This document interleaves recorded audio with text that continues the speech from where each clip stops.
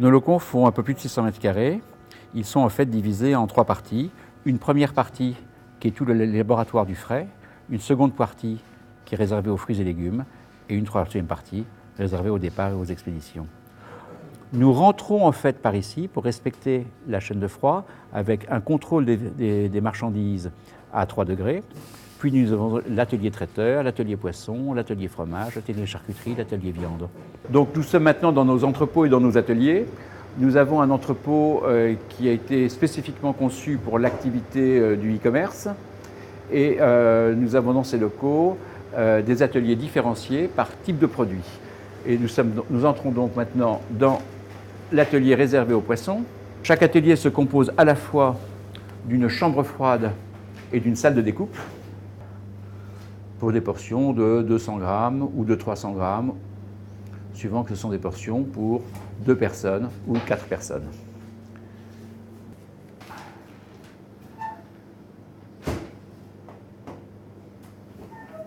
Un conditionnement approprié sur lequel on appose directement l'étiquette qui va correspondre au client qui a passé cette commande. Donc nous allons maintenant aller à l'atelier de charcuterie qui a comme particularité d'avoir de la charcuterie qui est tranchée le matin même du jour où elle est livrée. Alors le travail est réalisé par Alexandre, notre charcutier en chef, qui tranche, là c'est de la viande des grisons.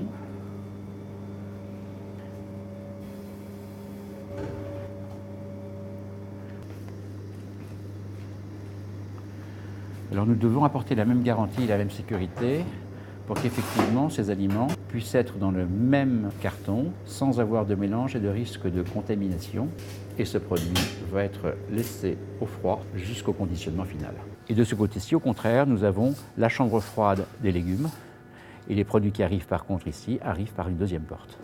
Donc nous sommes ici sur de la préparation de commande, ce qui illustre bien la raison pour laquelle nous ne vendons pratiquement jamais la pastèque en entier, mais une pastèque par pièce. Nous ouvrons une pastèque et nous constatons qu'alors qu'on a été acheté ce matin, que cette pastèque est imprésentable. Parce que cette pastèque, elle est certes fraîche, mais elle n'est pas bonne. On le voit très bien avec ces marbrures ici. Et donc automatiquement, nous en ouvrons une seconde. Et c'est à partir de cette seconde pastèque que nous allons faire les portions individuelles.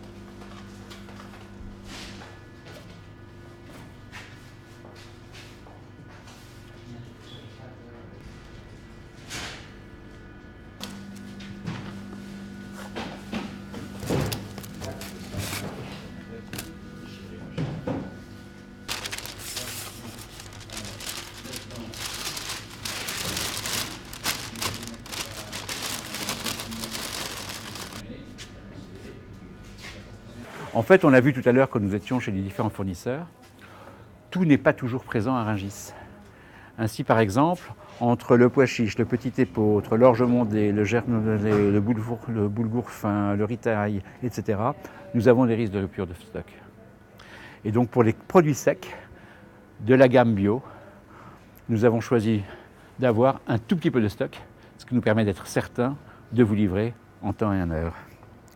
De la même façon, nous faisons venir des produits de producteurs d'Île-de-France. De façon assez curieuse, la vie en herbe, qui fait les infusettes, qui fait la camomille, qui fait la verveine, qui fait un ensemble de produits bio, ou une petite exploitation de région parisienne, qui font par exemple du confit de pommes et abricots. Ce sont les jardins bio de Baptiste Pia. Nous nous faisons livrer 2 fois par semaine, de sorte que nous contribuons au développement et au maintien d'une agriculture en Île-de-France.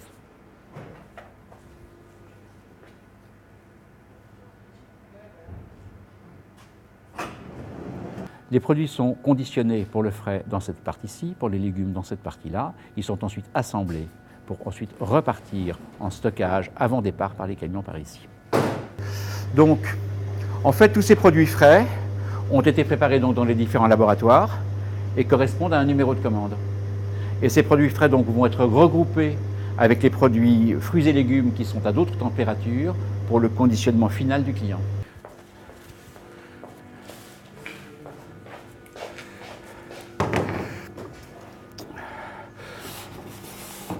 Donc nous sommes maintenant dans le cadre d'une commande, donc voici en fait les intitulés.